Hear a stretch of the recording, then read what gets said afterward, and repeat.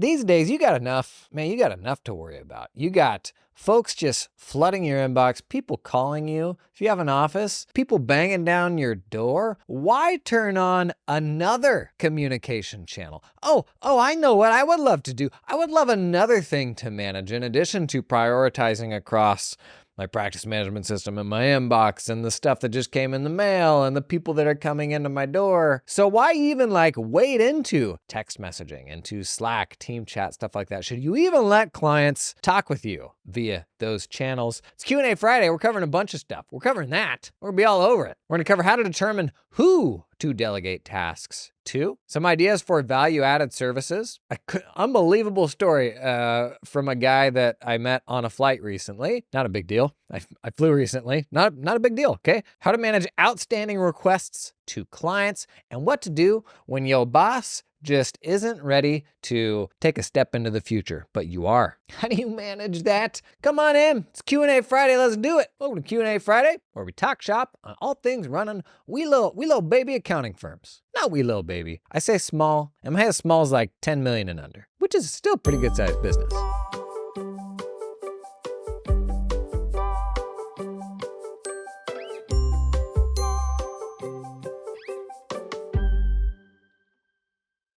Okay, this one was from Herman in the comments a couple days ago. Texting clients. This is the question/comment. Texting clients. I've been fighting a long time with the idea of using Slack with clients. Slack is like Microsoft Teams, Discord, that sort of thing, but not sure if this is a good idea. Did you use Slack with clients when you were running your practice, or any other firms that you came across that did? Afraid of creating another channel that is even harder to manage than email. As rightly you should be, because opening up a new communication channel, it is really hard to put that genie back in the bottle, particularly if it is a channel that is tied to you and hard to delegate, hard to get help with. And team chat is generally that. SMS in some cases, texting or messaging, it can be that way, but not necessarily if you're careful about it. Bigger picture, what acceptable channels do we take information in via? This is something that on a whole, firms have been trending towards locking this down more just because of the sensitive nature of what we exchange with clients.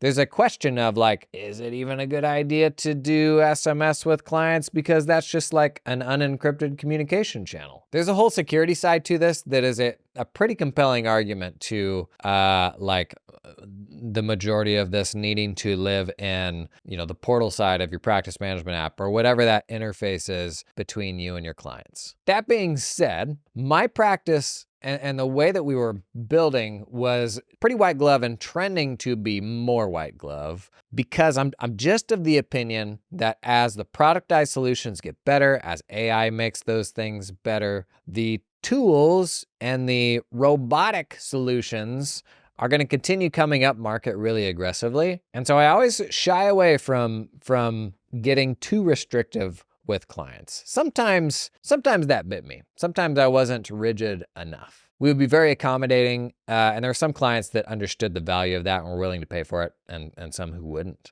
So it's, as with most things running accounting firms, there's very few absolute right and wrong answers. If you do let people text you, understand that that's a pretty premium offering. And if you let some people do it, doesn't mean that you need to let everybody do it. And just starting with text, which interestingly, texting is a pretty American thing. Elsewhere, almost everyone is just using messaging apps, WhatsApp, stuff like that.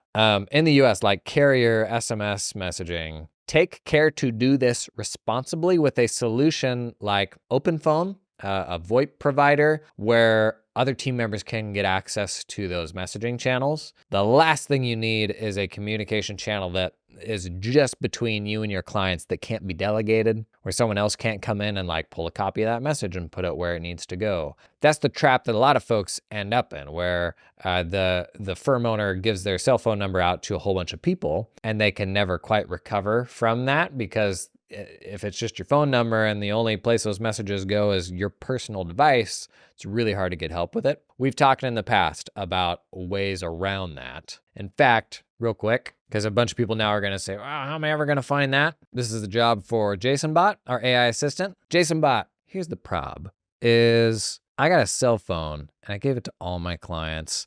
And now they call, they text. I don't know how to get out from under this mess. I'm not going to give my personal device over to my team to help like delegate some of this messaging stuff.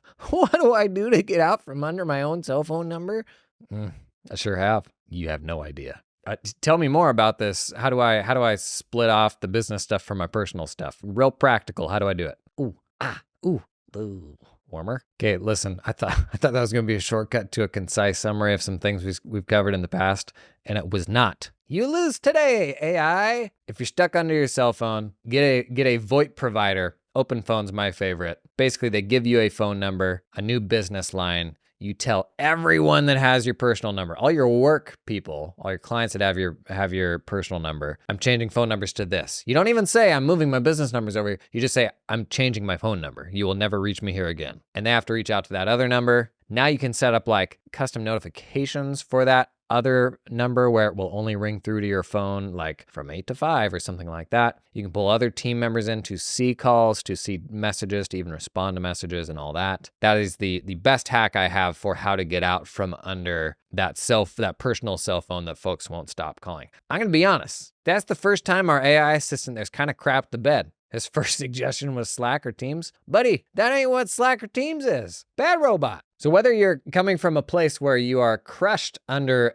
a cell phone that maybe you shouldn't have given out in the first place, or whether you're considering doing it for the first time, letting somebody text you, the solution is the same. That has an app that will run on your phone and let calls to that number ring through your personal device, but with boundaries where you can set up, like you can set it to automatically go to voicemail when you're busy on your calendar or something like that, or set it to not be able to ring after 5 p.m., that sort of thing. But then your team members can log in online and see calls, they can see text messages and all that. At that point, honestly, it's not all that much different from email. It is just one more thing to manage. Now, the problem with all of these things is if all of your clients all want different things, then that becomes really hard to accommodate. In some situations, if you're working with a specific niche, let's say, creators or gaming or something like that, you may be in a niche where all of these people use a certain platform, like Discord is what I'm thinking for these examples. If all of your clients have this other channel that they prefer, that's a great reason to meet them there, because all the other schmoes running like general accounting firms, they're probably going to be like, that seems like a lot of work and I don't want one more channel to manage. Where you're going to be like, this is where my clients live. This is where I need to be.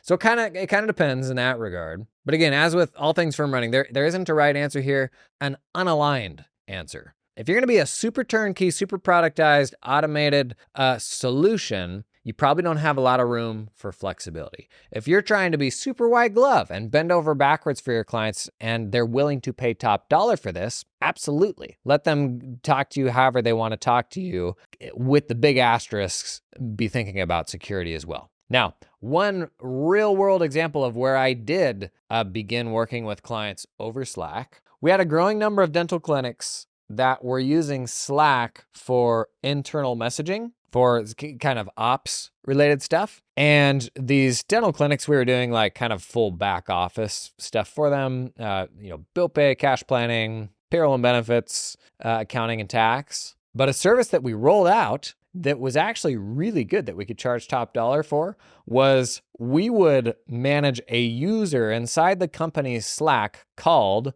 payroll and benefits. That was the user's name. And anyone on their team could message with that, and our team was on the other side of it. So questions about pay stubs, about needing to change this or that. That stuff comes up all the time. And by giving the employees a direct channel, what we saved their leadership team from having to do was having to be the mouthpiece to route all this stuff to us. Because normally that's what they do, right? You have an employee that has some sort of issue. They tell the ops manager or the business owner or something like that, and then they parrot that to you. You tell them, and then they have to go and like figure out the issue and communicate it to the employee. That's what made this great, is we could solve those problems with employees directly without inconveniencing the folks who didn't want to touch this stuff. And as a result, it went from like framing the service as like, I don't know, it's like all work that we're already doing actually, because the owner's coming to us saying, I need you to change this or that, or answer this question, and then I'll go tell them.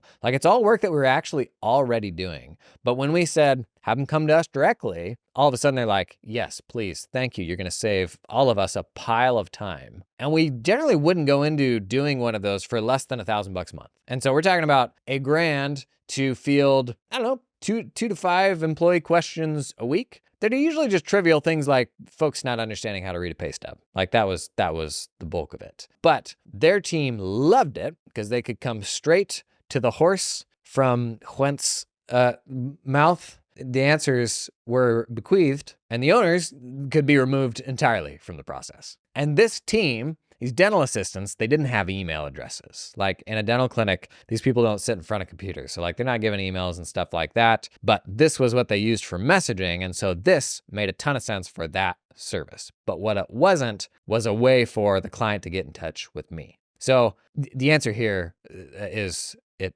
depends. I've actually talked with firm owners who are like all in on the Microsoft suite, and all of their clients just have to work with them through Microsoft Teams, and that's the only way that they can work with them. A lot of folks are doing this with their practice management system now, where the only way that they message is via their practice management system. You could do the same in a team chat app in Slack and Microsoft Teams and Discord. It's more of an overall kind of strategy question and how you want to manage this. But there is a big spectrum of how accommodating am I going to be of the ways that the client wants to work with me versus how am I going to lock this down for my own workflows. And to be totally honest, while it is the idea of locking it down for your own workflows is really appealing in theory, where I always landed with this was the little bit of added admin work to funnel all this into a common process, even though it came into via a bunch of different channels. The little bit of incremental admin work that this caused us was pennies relative to the perceived value that our flexibility could command in terms of fees. That's not gonna be the same answer for everybody. If you're a solo practice owner, you probably gotta lock that stuff down because you're just gonna end up doing a whole ton of admin work. Maybe that's the answer, I don't know. If you do wade into a new communications channel, there has to be a really, really good reason. It has to be that a lot of clients are asking for this and people will truly value it. And maybe we only make that possible on a premium tier that we want some folks to upgrade to. Maybe that's a good rationale. Oh, you want to just text with us? Look at this premium tier where you're paying another $400 a month. It's got to be something that you're jazzed about, not just a convenience thing for a couple of clients. Or it has to be something new that's really compelling, like this service that we rolled out that was super profitable. That was where a new channel totally made sense because it was it was the most obvious channel through which to deliver that service. But definitely be careful. I mean, all it is here's a cell phone number and you've just opened a new can of worms, and that can happen. I know we've been there. I'm in an office at a client's place in an office with a big, really impressive new client. Everything's great. They're all super happy. And he's like, awesome. What's your cell? And I'm like, ha ha ha ha ha ha. And I just rolled right over and I gave it to him. And then whenever he called, I didn't answer it. So I'm not sure which was actually better in the end. But you are right to consider that strongly, Herman. Be very careful wading into that. This episode is sponsored in part by Copilot. You ever struggle with client portals that they're just not quite what you need, They don't have all the stuff you want, or you want to tailor them, or you even want it to look different for client A than it does for client B. Check out Copilot. It is a hyper flexible portal platform. They call themselves actually a platform rather than just an app, because what they want is for you to build the portal of your dreams on top of it. Super customizable, even change what it looks like by client or by client group. And they recently launched an app store. So custom integrations, stuff built on top of the portal itself. They got a whole library now of stuff that you can pull into it, or you can actually hire a developer to build something completely from scratch to augment your client portal experience. How cool is that? Theoretically, you can build just about anything into there, connect it with third-party apps. Copilot's got a great API, so you can even wire up some of your own stuff with, Zapier or Make, that sort of thing. Because we all know what it looks like to have a disjointed client portal experience, or ask them to jump around to a bunch of different places. Nobody likes that. It makes you look bad. Think about it. You want to level up that client portal? Check out Copilot, link in the show notes.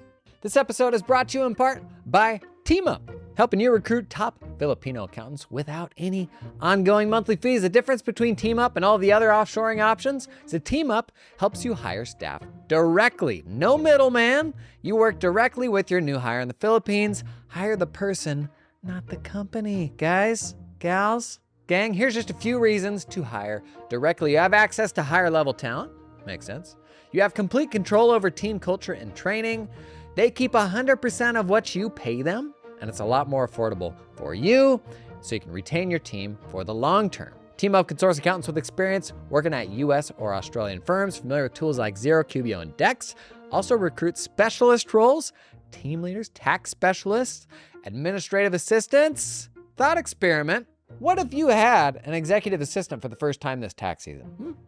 Just throwing it out there. What would they do? Start at that email video I did on the main channel recently. Get help with that stanky old inbox. I digress. Teamup recruits these talented folks for a flat one-time fee of 4,000 US American dollars. That's it, 4K one time.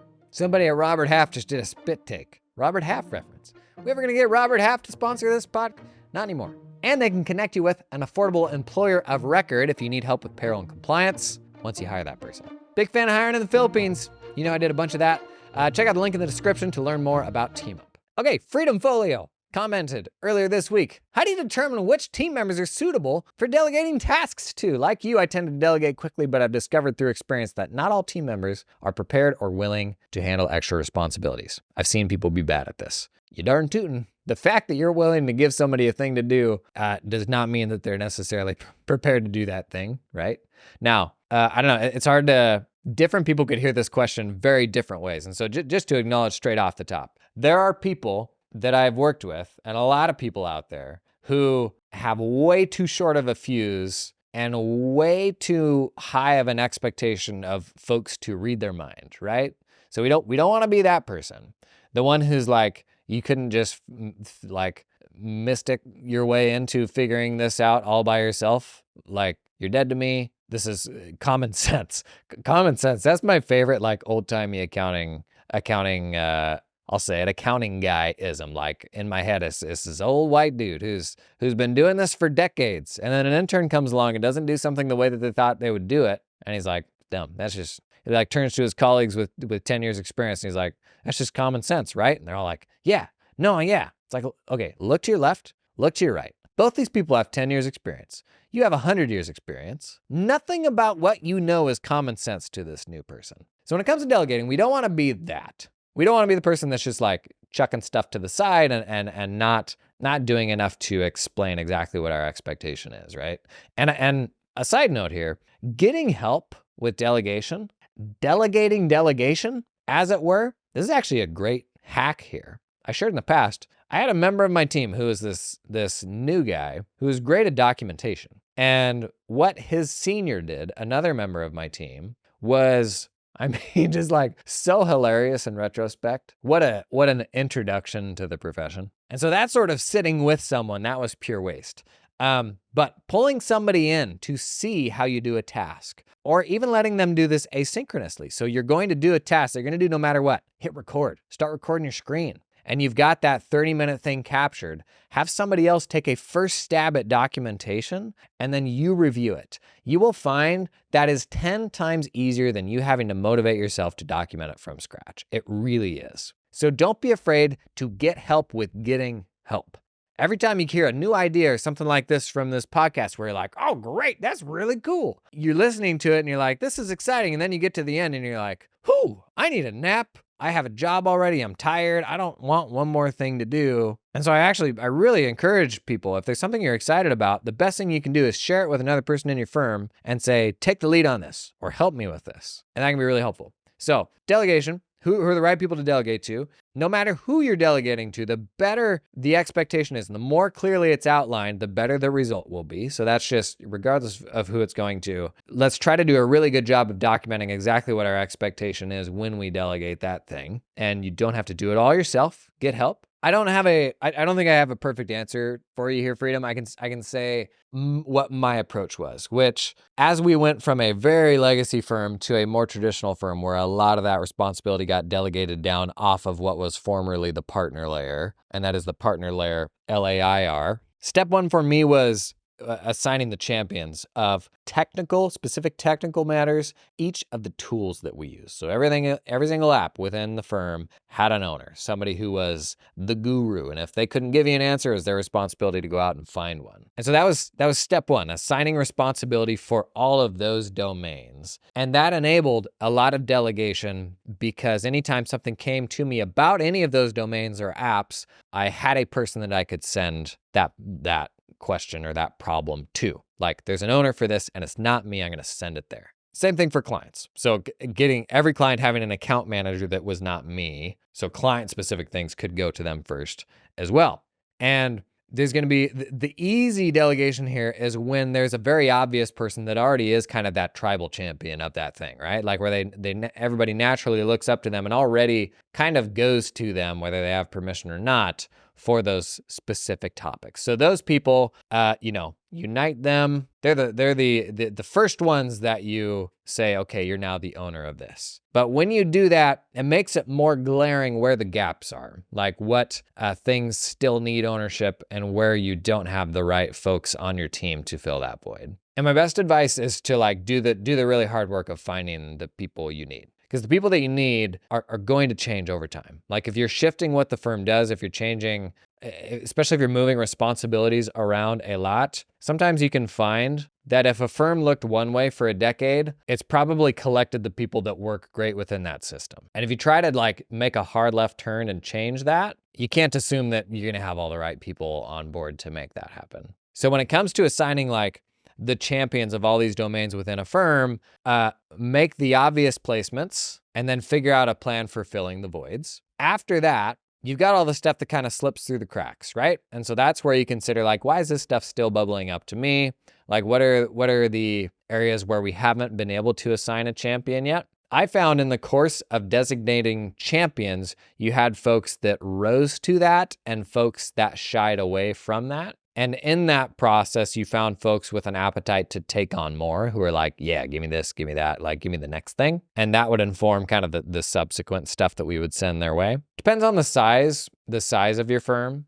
I had a team of about 40 at this point. So these sort of champions were kind of mid-level folks. Definitely not staff entry level, but they were more mid-level folks. In the question, you called out folks who are prepared and folks who are willing. Those are two very different things. If somebody is not willing, I'll be honest, I don't have a huge, people work in different ways, but it was very hard for me to work with folks who cannot approach work with a certain level of energy. That was a big thing I looked for. It was a big component of culture fit for us was can you meet the energy of kind of the bar that we're trying to set? And so I probably don't have an abundance of patience for folks who may not be, willing to grow into something new. Not everybody on my team was, and they just had to be okay with the fact that there's gonna be some stagnation here then. If you don't have an appetite to grow into new responsibilities, that role is pretty much gonna stay the same. And the reality is, in an accounting firm, as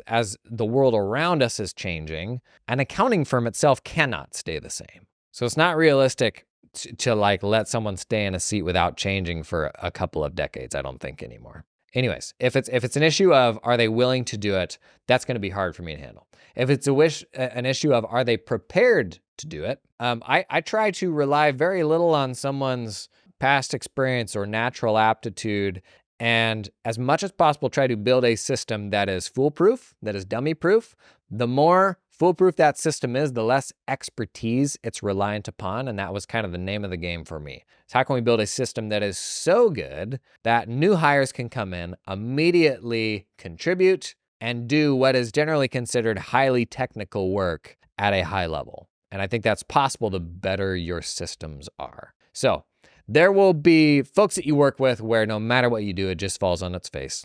That's life. That's reality. There are people trying to delegate things who are too quick to let folks burn and ask too much of them to try to figure out on their own. So I don't want to be that guy. But in the middle, there is a systematized firm with really good documentation, with a lot of people that are willing to help out, where you can like foster folks to be willing to ask maybe embarrassing questions and stumble through that delegation process. You do have to be really mindful of things like, why are we coming back and going through the same thing for a third time? Like, that's something where I'm going to put a lot of pressure on that person to be like, we can record this conversation if we need to. Like, you can take notes if you need to. But like, in this moment, understand that your job is to capture what it is that you're being trained on so that we can document this as clearly as possible, not just for you who's going to do this right now, but for whoever the next person is who does it. So there are certain things like that where it's like, if they're coming back over and over again for the same things, yes, like you have to like set an expectation. And the sad truth is, I do think sometimes, particularly if they are senior folks,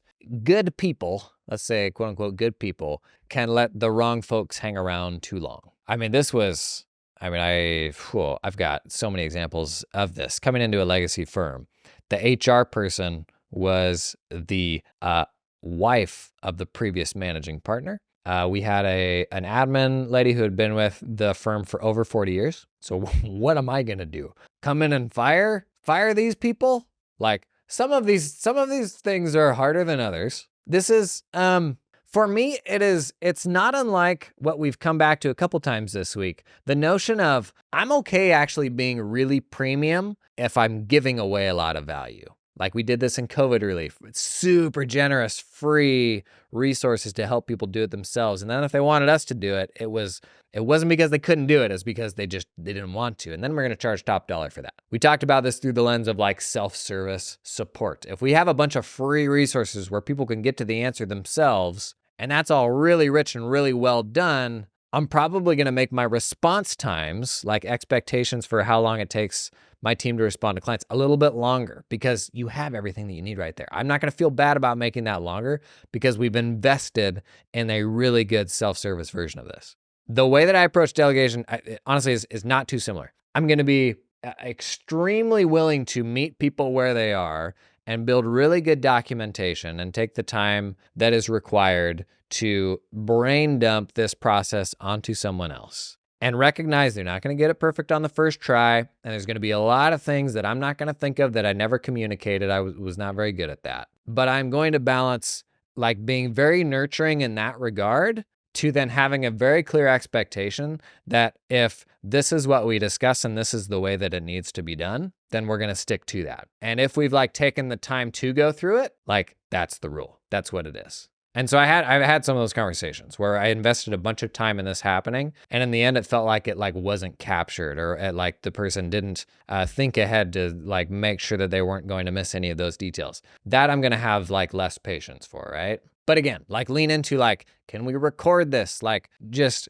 shower that person with as much resources and redundancies as they need, because the stuff that's just flying out of your mouth, 80% of it absolutely is going to fly over their head the first time they hear it, because they're overwhelmed and because they don't quite know the nuance yet until they've done it themselves. So try to get them all the resources that they can, or that they could possibly need, but then like balance that with like, you can do this. I know that you can do this, and I need you to do this. That's a whole lot of talking around what is admittedly a hard human thing. But we've all seen the people that we don't want to be in this situation, right? And on the flip side, we all know how frustrating it is to feel like you've been not walked on, but like for that person to not take that seriously enough or not give it the level of attention that it needs. Because giving up your own responsibilities, that's hard. Like that's a thing that was your baby and you're now trusting somebody else to do it. And you want them to do it with even more veracity than you do it. Okay, let me just tell you about this story meeting this guy on a plane. So chatting with the guy next to me on a plane. He's got a software startup. His last software company, he starts telling me about it. The guy's in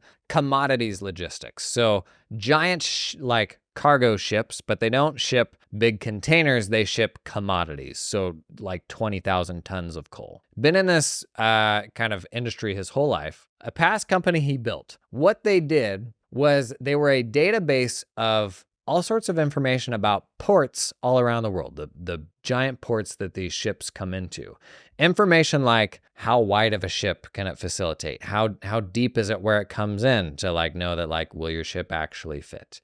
All sorts of limitations around like time when you can come in, all sorts of different types of fees, like the equipment that they have there to know that if it can facilitate, to know if it can like do what they need it to do. Normally for a person to get this information, they have to literally call these ports. And this was about 15 years ago. Maybe this has gotten better. I suspect, honestly, it hasn't. But normally to get this information, you have to call these ports. And because they're all around the world, you've got all sorts of issues with oftentimes language barriers, with time zones and having to leave messages and getting people to follow up, and then the clarifying questions. And the service he built was just a massive centrally managed database of all of these ports. And you could subscribe to get information to this get access to this information. And I'm like, that's interesting. Doesn't sound particularly hard. Sounds stupidly profitable. I asked him, how many ports are we talking? He's like, about 2,500. And I'm like, and how many data points? He's like, honestly, not that many. And I was like, and how often does the information change? And he's like, he was British, so I think I would have to bleep what he said. But the answer was not much. And I was like, so this was like a spreadsheet.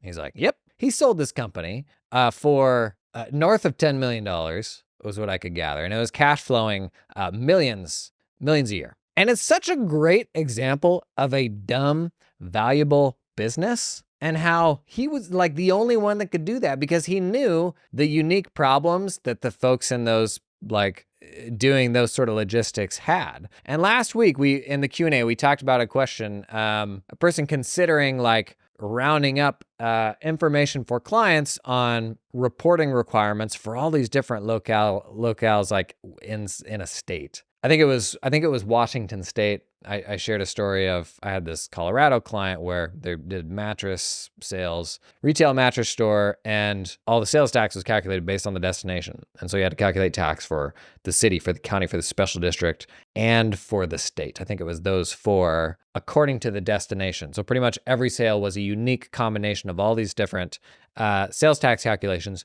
And only the state tax was paid into the state. Everything else was managed by the city, by the county, and all that. And so they all had like websites and PDFs, all these different things, different frequency requirements. And so a listener to the pod commented, I'm thinking about rounding this stuff up to make a resource for my client. And as this guy's telling me about this stupid port business, I'm like, gosh dang it. I'm so mad that that's like just such a great business. But my mind immediately went to what we talked about last week in the Q&A, where the guy's like, could I centralize this stuff for my clients and would this be valuable? And it's like, yeah, the answer is most probably. But then the other answer is oftentimes you make something within your firm that's very valuable for someone that on a more macro scale is actually probably valuable to much, much more people. And your firm almost becomes the incubator for something that could launch and take on a life of its own. Probably not take a life, but like that payroll service example that I just shared of like creating a payroll and benefits user inside of a client's Slack file and us managing that for them.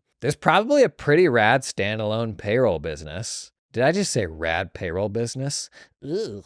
There's probably a pretty cool like payroll business where you just do payroll for clients who will pay top dollar to have you like manage an admin inside their Slack. You can even frame it as like a Slack extension. Like we manage all of this stuff for you. You interact with us via Slack. That might be the only interaction you ever actually have with these clients is over Slack. The employees can get in touch with your team directly over Slack via this user. That's something where it's like, oh, my clients would really like this, but might actually have viability as like a larger business, particularly if you figure out the industries who that's a great fit for and have the money to pay like, starting at $1,500 a month or something like that, have the money to pay really well for a service like that. And I was just having this conversation with the guy. I came away so bullish on like the knowledge that we have that normies don't have. You see all the ignorant things non-accountants say about the accounting profession online that just reminds you of how little they understand about the nuance of what we do and how much of the value of specializing and being like, okay, maybe I will just work with dentists is not just in the value of that surface specialization of dental, but is in the fact that when you walk through that door, there's several more doors. And you're like, oh, here's like another level of niche deeper. And with every layer of depth you go, there's all these unique, really painful problems that you can build cool solutions for, either in the context of your accounting firm or even as like an adjacent business. As I've, grown to my old age, the things that get me most excited these days are dumb, old industry problems. The irony is when you get super, super niche, it's so valuable that maybe you don't need a ton of people. Anyways, I just loved that because I love the hyper specific problems and how just landing on one of those can genuinely change your life. It's what keeps me inspired, just like thinking about accounting firms all day and like super plugged into like just this space and not getting distracted and looking at other stuff. This episode is sponsored in part by Firm 360. You ever been big boyed by a software vendor? Like you're like, hey, I really need this thing, or this thing's totally broken and I need help. And they're like, let me shuffle you over to here, or let me get back to you on that. And it eventually becomes very clear that they have either no interest in helping you or disagree entirely with everything that you're saying and are not gonna do a thing about it. This becomes more of a problem in my experience the bigger a company gets. The old like, not my problem sort of thing, man, does that get frustrating. Especially when it comes to like your practice management system that is the core of your accounting firm. Like to feel like I've invested all of this stuff and we've like dumped all of our company data into this tool to now just like get the shaft like that. There is nothing worse than getting burned by your PM provider. And man, it happens. Like you see the people who have had bad PM experiences. Firm 360, I know a good number of folks in the wild that use Firm 360, and it's admittedly really hard to cut through the noise on practice management systems to know like, oh, what's good with this, what's good with that. The one thing you consistently hear about Firm 360, phenomenal support. Even in their like G2 Capterra reviews, in the past I've read some of those for ad reads, and the common thread that you see is like a next level support. So if you are overwhelmed with PM options, frankly, 5 years ago, there were very few cloud PMs that were worth using. Today, there are so many more. If you're in a spot where you're feeling like, man, I'm just overwhelmed with all this, but at the end of the day, you want to make sure they got your back, man. They're going to be there for you with whatever needs you have. Having a rough day, a little warm glass of milk at the end of the night. You never know. Listen, all I'm saying, support is important. Firm 360 is good at it. That's not even in the ad read. That's just what people tell me. So if you're looking for a practice management system that cares about you as much as you care about what you do, Firm 360. Link in the show notes. Was that a bad ad read? You get the idea. Okay, we'll rapid fire these last two. Peter is absolutely falling off his elliptical at this point. I'm having too much fun today. Okay, from a comment, they're trying to basically track what clients, historically they've tracked which clients they've reached out to and are waiting on in Google Sheets. Like they track a list of who are we needing things from so that we can keep following up with them and when did we last follow up. And when I first read this, I'm like, you tracking this in a spreadsheet? What in the world? But I can tell you what we did in my firm was not track it and thus not follow up until like 3 months later. And you're like, you're right. You're sure right. You darn tootin'.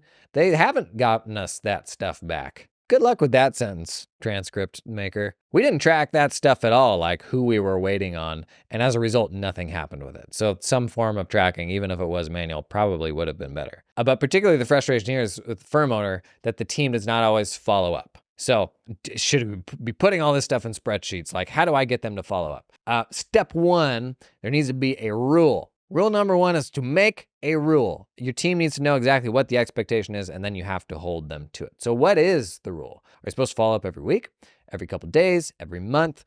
What is the standard? Start there. And then honestly, if you're thinking about how to track this stuff, some practice management systems make this a little bit easier. I was just shooting we did a demo day, a sponsored demo day on the YouTube channel that went live 2 days ago on Wednesday for Client Hub. So it's pretty funny. We did like some silly stuff with like this magical character and it was kind of ridiculous. But they have, basically, I think it's a status for all of their jobs that is waiting on the client. And there's even a dedicated view where you can see all of the projects that are waiting on clients and they're in like a Kanban board, but the columns are how long you've been waiting for the client. So like the first column is, 0 to 3 days. And then after that is, a week plus or something like that. And actually visualizes how long you've been waiting for all your clients. I thought that was super smart. And then you can do like batch reminders for an entire category or for all those clients or something like that. So initial suggestion on a solution here is some practice management systems actually handle this pretty well. So if you have a built-in way to track this stuff, start there. If you don't, sometimes honestly, the best place to start tracking a new thing is in a very manual way, because the mistake we can make is to build this big, complex, impressive automated thing when you just like push this thing out of the barn and then you find, we actually need something completely different, and now it requires rebuilding all of this stuff. So I'm totally fine with the super manual approach, especially if you're still figuring out how we want to track this. But the biggest trap here is usually either there isn't a super clear rule of exactly what the expectation is, when should people be following up, and then second, not everyone is held responsible. And so as long as you have folks, and this is usually like the old long in the teeth sort of tenured professor on campus, like they're like, I'm not actually going to do this. As long as you have folks like that you aren't holding accountable, everyone else sees that and they're like, well, maybe I won't do it then. So you got to make a rule, got to hold everybody to it, and don't be afraid to track it in a dumb manual way, especially if you're still like figuring out what is the best way to systematize this thing. Then once you got that nailed down, like see if there's a practice management system that can kind of accommodate that system. It's a good question though. Follow-ups are the bane of an accounting firm's existence.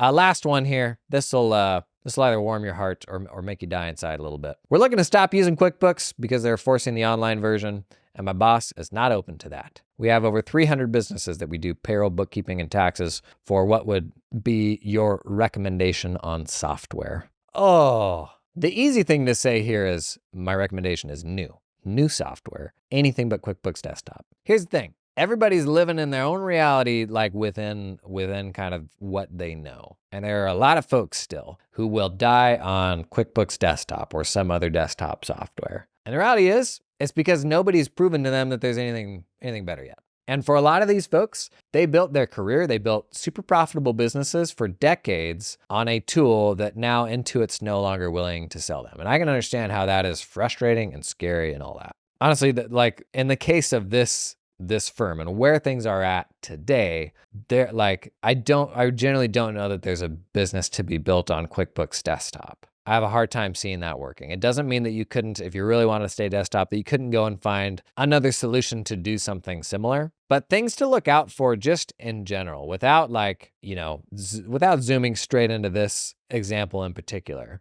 Things to look out for. Oftentimes we can find ourselves fighting that which is inevitable, like over some sort of moral win that will never come, like taking this stand that is ultimately for no one in particular besides ourselves, because we just don't like the way things are going. And there's times when that is right. Like there are times when like doing the right thing is still doing the right thing. But fighting over, fighting with the third biggest fintech company on the planet and taking some sort of moral stand, like that's probably not the move. We see this every year. Intuit pisses people off, and accountants don't leave. So my question would be, if you're so mad about Intuit, about forcing you to the cloud, why is your entire business still built on Intuit products? There's like this uniquely American problem where we think we are glued to Intuit and there's no other solutions. You can run a killer firm on no Intuit products. I took a $5 million practice fully off of anything Intuit, 1,800 clients. We did it. You can do it. I know a lot of people that run very profitable firms that don't use anything Intuit. I'm not like mega anti-Intuit these days. The reality is Intuit is building really good consumer solutions. And so the companies just kind of flipped, like they are consumer first rather than pro first these days. And that's just how it is. But I got to think, like, for myself, what's the best for my firm? What's the best for my clients? And the answer there is generally going to be, where's the investment going? The reality is very little investment has gone into any desktop products in the last 15 years. And a lot of cloud apps just stink. And there's a lot of really bad things about QuickBooks Online that desktop still just does way, way better. But to use a sports ball analogy, to a degree, we got to skate where the puck's going. Because if nobody's investing in making the tools that we're using better, but then the firm across the street is using all the tools that are getting all the investment, that's also not a situation that I want to find myself in. Now, I want to feel really good about the companies that I'm partnering with, that I'm working with. That actually is very important to me. It's one of my favorite things about conferences, learning about the people behind the scenes, the people actually running the products that I use every day who are real humans. I can take a lot of pride in working with people that I enjoy. And so if you haven't found that yet in your firm, see if you can, because there are solutions providers going about this stuff the right way, with the exception of US tax software. That's always just a big asterisk on everything, right? But to bring this back to some change management things we were discussing earlier this week, you can't always hold people, you can't hold them responsible for maybe what they don't know and what they haven't been exposed to yet. Who was it? Somebody said it really elegantly in a LinkedIn comment. I gotta find it because I know they listen. John Sanchez said this on LinkedIn, very well said. He said, leveling up by finding peer communities online is iron sharpening iron. I realized this fact when I began having conversations with other professionals that weren't collaborating online. It's almost like you're talking a foreign language to them. It was a wow moment for me. This is 100% been my experience. I will talk with folks at conferences and assume that they know certain things. And then they tell me, they're like, I'm not really on LinkedIn or Twitter or YouTube or anything like that. And I'm like, okay, that's why they don't know about these things. And I take for granted the fact that I'm like, well, everyone knows this or that. The reality is that they don't. And can you maybe blame them for hiding under a rock? Maybe. But the reality is the people you bump into each day, they're a product of what they've been exposed to. And if you want somebody to be as convicted as you are about that thing, hit rewind to try to understand, why am I so convicted about this thing?